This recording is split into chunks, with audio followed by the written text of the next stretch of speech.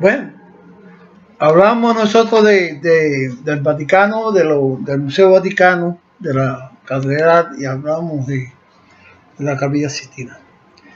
Quizás sería muy interesante porque nosotros saber por qué el motivo es que el, el Vaticano, o sea, en este caso el gobierno del Vaticano, a través de muchas generaciones enteras. Estamos hablando desde que Miguel Ángel pintó la Capilla Sixtina. Nunca le ha dado el honor que Miguel Ángel se merece. Por ejemplo, la figura de la piedad. La figura de la piedad que aparece es la figura central de lo que es la iglesia, de lo que es la Catedral del Vaticano, que aparece allí a través de unos cristales y que todo el mundo puede ver. Es una figura de mármol, de una sola pieza. Es como conocido que este mármol con que Miguel Ángel hizo esta y otras obras más fueron sacados de unas minas de mármol que están en Italia, las famosas minas de Carrara. En estas minas había una mina en particular que es de donde Miguel Ángel sacaba estas piezas de mármol. Exclusivamente ese mármol que salía de ahí, preferiblemente era para Miguel Ángel. Cuando Miguel Ángel fue a hacer la figura de la piedad y fue a hacer la figura del David, que está en Florencia, esto era una sola pieza. Miguel Ángel Buonarroti fue capaz de esculpir en el mármol con una precisión inmaculada, una cosa extremadamente inmaculada, porque el mármol se ve completamente pulido, se puede ver inclusive hasta las venas que este Miguel Ángel fue capaz de poner dentro de la figura, dentro del mármol, poder esculpir las figuras por ejemplo, de la piedad de una forma perfecta.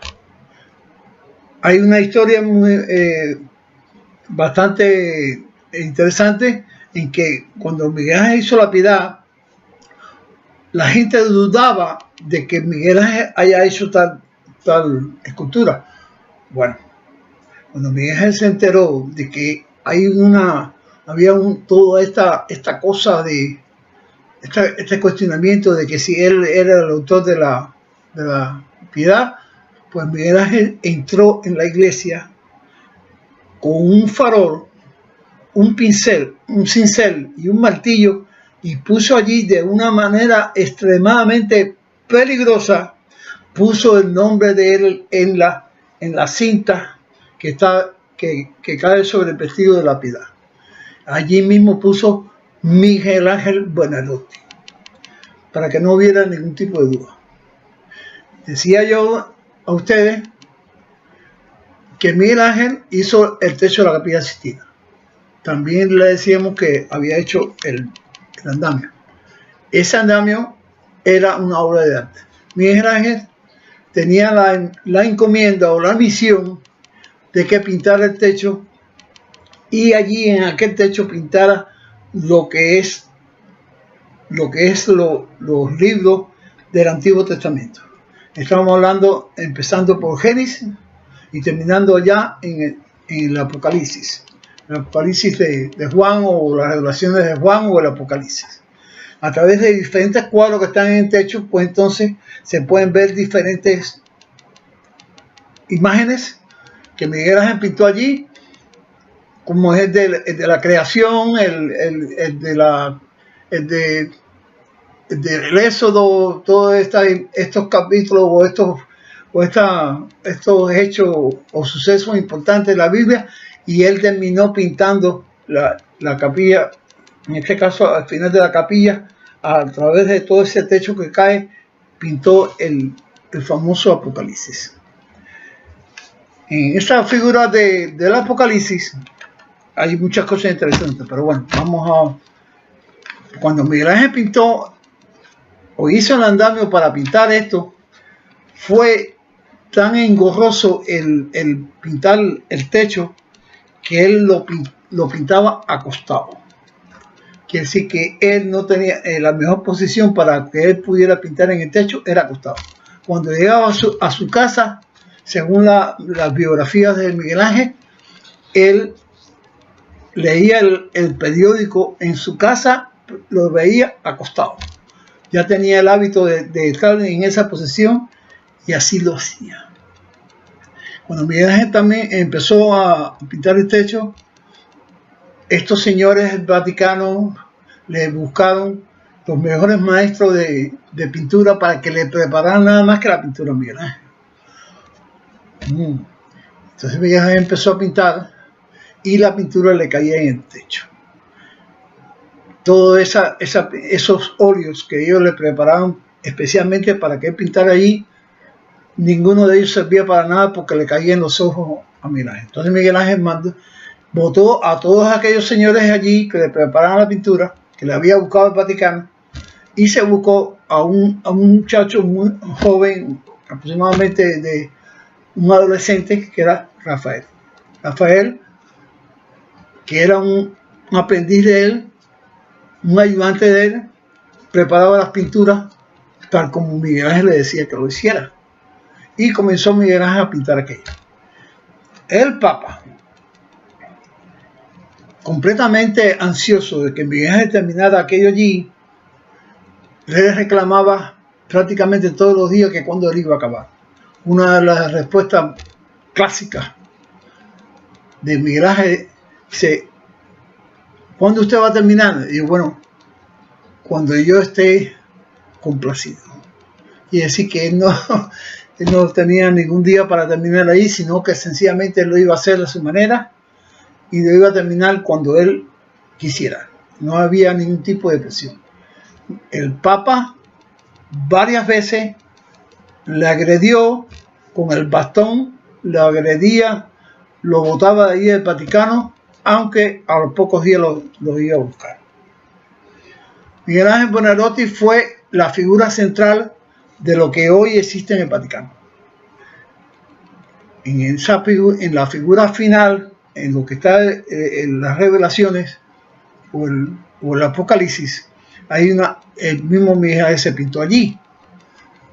Él hizo un autorretrato. El problema es que había un cura, un ayudante del Vaticano, del Papa o algo así, que le iba con chisme al Papa cada vez que Miguel Ángel hacía algo, que se demoraba mucho, que hacía cosas que este hombre sabía que al Papa no le iba a gustar, entonces él iba allí donde estaba el Papa y le iba con los chismes.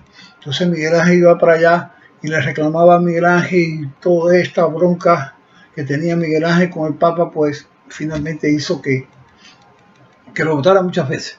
Miguel Ángel inmortalizó a este hombre. En la figura del techo, de la pared del Apocalipsis, hay una figura de un hombre que sostiene a un individuo por la piel, o sea, por el pellejo, como decir, una persona que ha sido desmembrada y solamente se le ha desprendido toda la piel.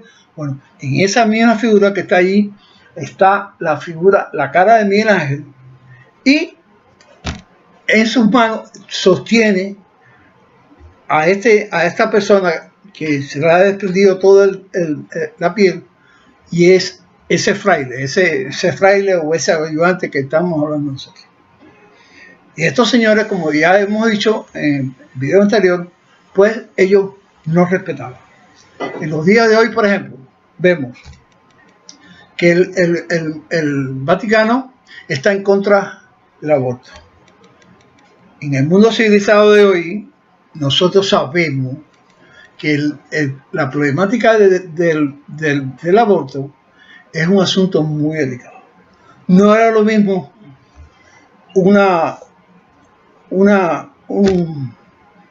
acoso o una joven que fuera acosada y asaltada sexualmente por un individuo en aquella época a esta época que estamos hablando aquí. De ahí que si el Papa está mirando o está condenando el aborto, lo está condenando desde el punto de vista de la Iglesia Católica. No lo está mirando desde la problemática que cualquiera de nosotros lo puede ver hoy.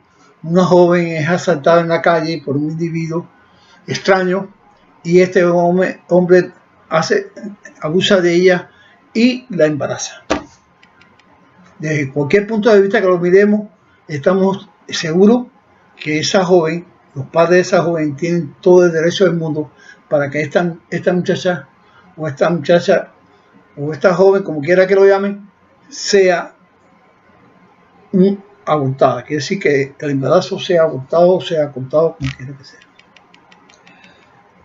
Las mismas iglesias que hace milenios ha abusado, los partidarios de él han abusado de los menores que van ahí a la iglesia, que hacen todos estos abusos. Es la misma iglesia de hoy que hasta la semana pasada lo sigue haciendo igual. Cuando este Papa Francisco fue a Chile, fue allí y tuvo que estar respondiendo preguntas porque habían varios casos de abuso infantil entre los curas de la iglesia. Quiere decir que estamos hablando de lo mismo. Esta misma iglesia es la misma iglesia de donde fue creado Roma. Pero bueno,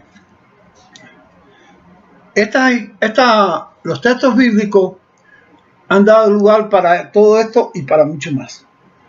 Y hablábamos el otro día sobre los testigos de Jehová ampliamente y hablábamos de la creación de los testigos de Jehová. Una de las otras sectas que nosotros hablamos y debemos hablar es de la secta de los mormones. La historia esta de los mormones es una historia prácticamente inconcebible. Es increíble que una persona pueda tener tanta imaginación. Esta iglesia de los mormones parte de que cuando Moisés bajó del monte, donde Dios le había entregado allí las famosas piedras del mandamiento o de los mandamientos o las tablas de la ley. Cuando Moisés llegó abajo, llegó donde estaba allí esta gente que habían salido de Egipto, se encontró con que estos señores, la gente, el pueblo de Dios, estaban allí danzando alrededor de un carnero. Bueno, eso ya nosotros explicamos que eso tiene un origen, que es la representación de Horus. Esta gente eran egipcios, ya eso hemos hablado de eso. Entonces este hombre Josué, que era como el segundo al mando de Moisés, le dijo que toda esa gente habían reunido oro a través de piezas de joyería, piezas de oro, y habían fundido esta figura que era en muchos lugares, en películas de Hollywood le llaman un vellocino de oro y de esas cosas. Y todos ellos danzando alrededor de este cordero, pues realmente eso era un sacrilegio, porque eso era la veneración de un Dios que no era el que supuestamente tenía que ser. Entonces Moisés ordenó a la gente que se dividieran en dos bandos. Un bando de un lado que habían participado en lo que es el lío de lo que es la fundición del carnero, y del otro lado entonces a los que no habían participado. En este caso Josué lo ayudó con eso, no, este fue aquel otro, Entonces Dios sencillamente de un solo viaje ordenó crucificar a esta gente, sacrificar a esta gente, exterminarlo, haciéndole caer un rayo que vino de arriba del cielo y exterminó a toda esta gente. Imagínense ustedes. bíblicamente hablando, estas personas pues quedaron eliminadas. Entonces, ¿qué han hecho esta gente de los mormones? Aunque ustedes no lo crean. Este señor José Smith, del cual vamos a hablar ahora mismo, dice que de esa gente que fueron exterminadas por un rayo, había una familia que era la familia Moroni. Esta familia Moroni, según dice la Biblia, fue exterminada, igual que todas que fueron exterminadas ahí. Sin embargo, este José Smith dijo que no, que hubo una familia que salió de allí y se embarcó y llegó a América con un testamento, quiere decir con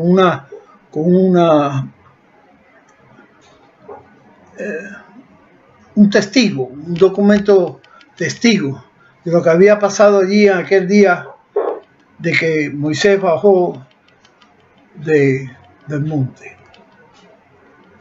Lo más interesante de todo, que estos señores que vinieron con esas tablas, que ellos dicen que fueron testigos, o que la familia Moroni narra lo que pasó allí, en aquel lugar, allí, bla, bla, bla. Pues entonces estos señores fueron y enterraron esos libros, lo enterraron nada más y nada menos que en un arbolito allí cerquita de donde vivía este José Smith. José Smith y el padre de José Smith eran de estas personas que nosotros nos cansamos de ver aquí en los Estados Unidos, que son como gitanos, que no tienen una conducta acorde con los preceptos con que está establecida la ciudad norteamericana. Estos señores, el padre y él, eran dos personas vagas, empedernidas, que andaban con cositas de esas que hayan para hallar tesoros, para hacerse ricos de la noche a la mañana, sin trabajar ni coger para acá. Vamos a continuar ahora mismo. Vamos a seguir un momentico.